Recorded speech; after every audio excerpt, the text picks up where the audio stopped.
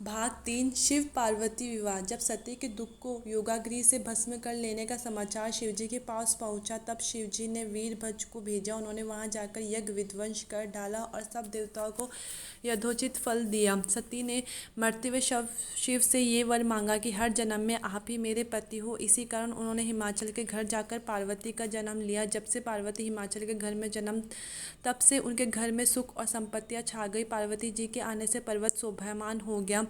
जब नारद जी ये सब समाचार सुने तो वे हिमाचल पहुँचे। वहाँ पहुँचकर वे हिमाचल से मिले और हंसकर बोले, तुम्हारी कन्या गुणों की खान है, यह स्वभाव से ही सुंदर, सुशील और शांत है। ये कन्या सुलक्षणों से संपन्न है, ये अपने पति को प्यारी होगी। अब इसमें 2-4 अवगुण है, वह भी सुन लें। गुणहीन, मानहीन, माता पिता विहीन, उदासीन, लापरवाह, जिसका पति नंगा, योगी, जटाधारी और सांपों को गले में धारण करने वाला होगा। ये बात सुनकर पार्वती के माता पिता चिंतित हो गए। उन्होंने देवर्षि से इसका उपाय पूछा। तब नारद जी बोले, तो दोष मैंने बताया, मेरा अनुमान है वह सभी शिव में है। अगर शिव जी के साथ विवाह हो जाए तो ये दोष गुण के समान ही हो जाएंगे। यदि तुम्हारी कन्या तप करे तो शिव जी इसकी किस्मत बदल सकते हैं। तब ये सुनकर पार्वती जी की माँ विचलित हो गई। उन्होंने पार्वती के पिता से कहा कि अनुकूल घर में ही अपनी पुत्री का विवाह कीजिएगा, क्योंकि पार्वती मुझे प्राणों से अधिक प्रिय है। पार्वती को देखकर मेना का गला भर आया। पार्वती ने अपनी माँ से कहा, माँ, मुझे एक ब्राह्मण ने सपने में कहा है कि जो नारद जी ने कहा है तो उसे सत्य समझकर जाकर तप करे, तो यह तप कर दुखों का नाश करने वाला है। उसके बाद माता पिता को बड़ी खुशी से समझकर पार्वती तप करने गए। पार्वती जी ने शिव को पति रूप में पाने के लिए तपस्या प्रारंभ की, लेकिन शिव को सांसारिक बंधनों से कदापि रुचि नहीं थी। इसलिए पार्वती जी ने अत्यंत कठोर तपस्या की ताकि शिव प्रसन्न होकर उनसे विवाह कर ले।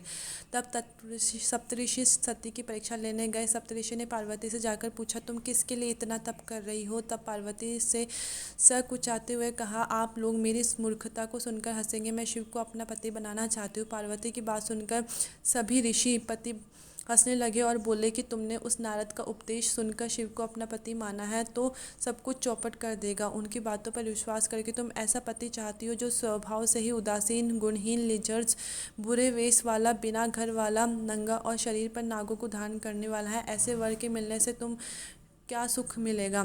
अब हमारा कहा मानो, हमने तुम्हारे लिए बहुत अच्छा वर चुना है। तुम्हारे लिए जो वर चुना है वह लक्ष्मी का स्वामी और वेद कुटुम्बरी का रहने वाला है। तब पार्वती उनकी बात सुनकर बोली, कहा है मेरे हट की पर्वत के ही समान मजबूत है। मैं अपना ये जन्म शिव के लिए हार चुकी हूँ, मेरी तो करोड़ जन्मों तक यही जिद रहेगी। पार्वती की बात सुनकर सभी ऋषि बोले, आप माया है और शिव भगवान है, आप दोनों का समस्त जगत के साथ माता पिता। ये कहकर सप्तऋषि पार्वती को प्रणाम करके वहाँ से चले गए। पार्वती जी की दृढ़ निष्ठा ने जीत लिया शिव जी का मन।